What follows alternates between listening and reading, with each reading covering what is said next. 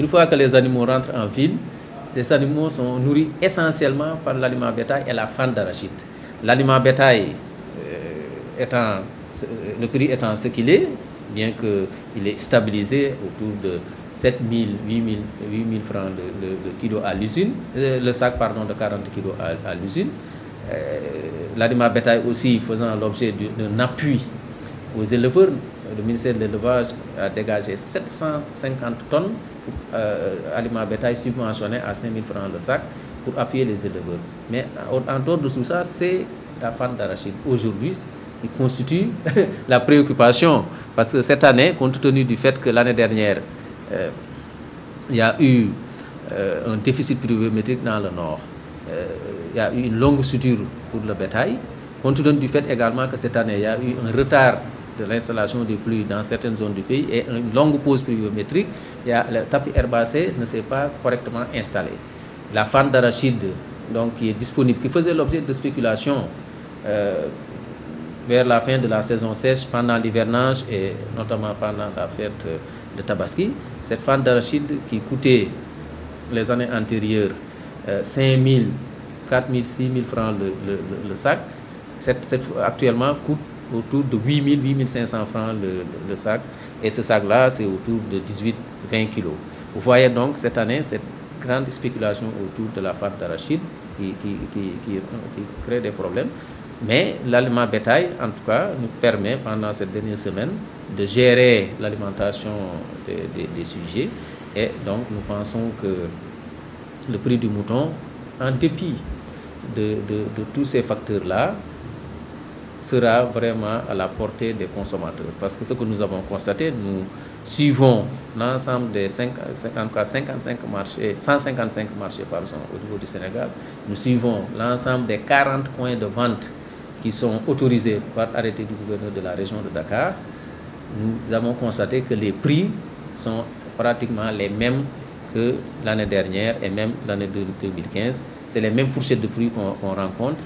Et même à l'intérieur du territoire national, je viens d'être informé par un de mes parents qui a acheté ses moutons.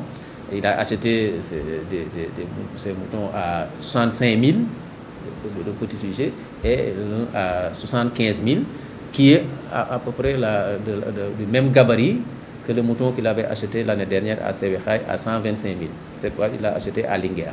Donc c'est pour vous dire que, en tout cas, les moutons ont des prix quand même relativement raisonnables. Et ce qu'il faut savoir par rapport à ces prix du mouton, c'est qu'il y a eu une hausse des prix au niveau de l'ensemble de la sous-région depuis plus de 5-6 ans. Que ce soit en Mauritanie, au Mali et dans les autres pays, le prix du mouton a augmenté. Maintenant, nous, Sénégalais, nous pensons toujours aux années 90, aux années 2000, où on pouvait avoir un mouton de Tabaski à 40, 45 000, 50 000. Mais actuellement, c'est une hausse globale du coût du mouton au niveau de l'ensemble de la sous-région. Et la Tabaski étant aussi une fête exceptionnelle, avec tous ces surcoûts, parmi d'autres d'ailleurs, nous pouvons dire que vraiment le prix est actuellement maîtrisé. Et nous suivons.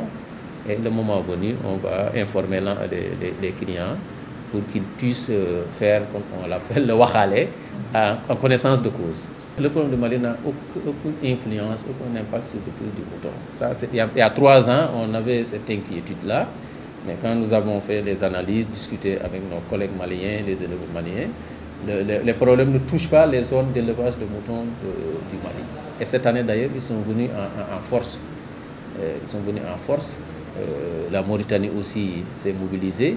Et l'exception même cette année, c'est que le Burkina Faso a amené plusieurs camions au Sénégal. Même ce matin, on m'a parlé de 3 camions de moutons qui sont venus à Dakar. Donc il y a eu, depuis plus de 2 semaines, plusieurs Burkinabés qui sont venus au Sénégal, à Dakar et même au niveau de certaines régions. Les Nigériens aussi ont fait l'expérience l'année dernière et certains sont venus aussi. Parce que le Sénégal aussi, c'est un marché, c'est comme la Côte d'Ivoire et la Guinée. Ils ont de grands stocks. La différence avec ces pays-là, c'est qu'ils ont beaucoup d'espace. Ils ont beaucoup d'espace et la population, la production de moutons est excédentaire. par rapport à leur population. Je vous donne tout juste l'exemple de la Mauritanie. La Mauritanie, c'est plus d'1 million de kilomètres. Leur cheptel est 2 fois supérieur au cheptel sénégalais. Et pourtant, leur population, ça représente à peine 1/3 de la population sénégalaise. La Mauritanie n'a pas une grande population, c'est autour de 5 millions d'habitants, si je ne me trompe pas. Donc, eux, ils ont un stock et nous sommes leurs premiers voisins, nous sommes leur marché naturel. Nous tous, quand on était jeunes, on a toujours vu les tchogal mauritaniens dans tous les quartiers. Moi, je suis de Thiès. On a toujours acheté des moutons mauritaniens au niveau du Sénégal. Donc, c'est leur marché naturel. Et donc, ils viennent compléter ce que nous avons au niveau du Sénégal. La production locale qui est en hausse, je pense qu'il est bon de le savoir, avec les programmes du gouvernement, et notamment ces dernières années, et en particulier le programme national d'autosuffisance en moutons, qui a été élaboré sur demande du chef de l'État et qui est actuellement mis en œuvre par Madame le ministre de l'Élevage et des Productions Animales et ses services, en collaboration avec l'ensemble des projets qui sont en cours.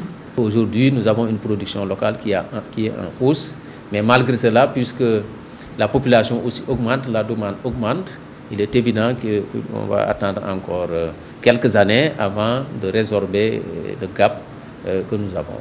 Ces projets, je peux en citer quelques-uns, parce que le PRONAM, c'est un programme, ce n'est pas un projet, c'est un programme qui capitalise l'ensemble des interventions des autres projets et qui a des activités propres. Nous avons par exemple le PAFA Extension, qui a des activités pour les petits ruminants. Le PASA-Lumacaf, qui a des activités pour le petit ruminant. Le PADAYER, qui a des activités pour le petit ruminant. Le PRAPS, qui a des activités pour le petit ruminant. Et le PRAPS sera appuyé par un autre projet d'ailleurs, de la BIT, qu'on appelle le projet d'appui au développement du pastoral au Sahel, qui a choisi d'appuyer essentiellement, en termes pour les productions animales, essentiellement la chaîne de valeur petit ruminant pour contribuer au PRONAM, le Programme national d'autosuffisance en moutons. Depuis l'année dernière, depuis 2 ans d'ailleurs, l'Association des maires du Sénégal, l'AMS, en collaboration avec le ministère de l'Élevage, mais également en collaboration avec l'ONG IFOR International, a conçu ce qu'on appelle le projet IMAM, l'initiative des maires pour l'autosuffisance en moutons. Et cette initiative consiste à mobiliser en tout cas des ressources. Les collectivités territoriales mobilisent des ressources pour acheter des brebis. Le ministère de l'Élevage et des Productions Animales offre aux bénéficiaires, qui sont les populations les plus vulnérables, offre des géniteurs ladoum, construit des bergeries, leur offre des petits équipements, assure la santé et leur donne même des semences de niébé fourragers pour améliorer leur alimentation. L'ONG IFOR International appuie ce dispositif-là, parce que c'est lui qui coordonne le projet, appuie ce dispositif en renforcement de capacité au niveau de l'approche, parce que l'approche passage du don, si on vous offre un capital productif, après 18 mois, 1 an, vous prenez ce même capital productif que vous donnez à votre voisin, ce qui démultiplie l'activité. Et ce programme est en cours, et la délégation générale à la protection sociale et la solidarité nationale est venue rejoindre donc les 3 structures dont je viens de parler, en appuyant maintenant ce projet. Tout récemment, la délégation a dégagé 75 millions pour les 25 communes qui sont déjà dans le programme. Et la délégation générale a vu en ce projet-là un intérêt, dans la mesure où ce sont les populations vulnérables qui se trouvent dans le registre unique, qui sont sélectionnées par le comité qui est au niveau de la commune, et ces populations qui recevaient des bourses de solidarité. Voilà. Ces bourses-là, qui sont données 25 000 francs par trimestre pour un certain nombre d'années, vont s'arrêter. Et donc, en discussion maintenant avec le ministère de l'Élevage, on a vu que si on leur donne un capital productif, ces populations vulnérables qui reçoivent parallèlement les bourses vont, après 2 ans, 3 ans, avoir un capital, une activité de production, une activité génératrice de revenus et pourront vraiment être beaucoup plus résilientes et vont sortir progressivement de la pauvreté. Et donc, ces activités qui sont vraiment très importantes et ça permet également maintenant de contribuer à l'autosuffisance en moutons. Parce que celui qui a ce petit cheptel-là va avoir bien sûr des brebis qui vont augmenter la production, mais va avoir aussi des mâles qu'il ou elle pourra vendre, surtout les femmes, pour avoir de l'argent, ou bien même pourra avoir son propre mouton de Tabaski. Et on l'a vu à Bakel, parce que nous avons tiré cette expérience-là du projet USAID Yadiende, qui était financé par USAID, par les États-Unis. Ce projet qui intervenait à Tambacounda, Bakel, Matam et au niveau de Kédougou, ce projet avait cette même approche et nous avons vu que c'était vraiment très intéressant et Madame le ministre s'est inspirée de cette approche-là pour faire le plaidoyer qui donne aujourd'hui ce projet IMAM. Donc nous avons vu qu'en réalité, c'est une activité de mobilisation. C'est l'ensemble des Sénégalais qui doivent se mobiliser pour assurer l'autosuffisance en moutons. La lutte contre le vol de bétail aussi, je pense que c'est bon à souligner, parce que le vol de bétail a empêché en tout cas beaucoup de Sénégalais d'élever leur propre mouton. Vous savez, autrefois, c'est presque dans les villes, chaque maison avait un petit cheptel ou bien un petit mâle qu'on élevait et que pendant la Tabaski, il n'y avait pas de problème. Mais avec le vol de bétail, ça a découragé beaucoup de monde, mais nous avons vu que ça a repris. Vous-même, vous l'avez constaté, au niveau de Dakar, depuis 2-3 semaines, pendant les premières semaines, c'est des moutons citadins qui sont à Dakar, qui sont sortis, qui sont sur le terrain, qui sont bien, très beaux, très jolis. Nous avons recensé plus de 50 000 moutons pratiquement au niveau de Dakar. C'est valable pour toutes les régions du Sénégal. Partout où vous allez, vous avez vu des moutons qui sont nés en ville, que nous appelons maintenant pas des moutons de case, mais des moutons de terrasse.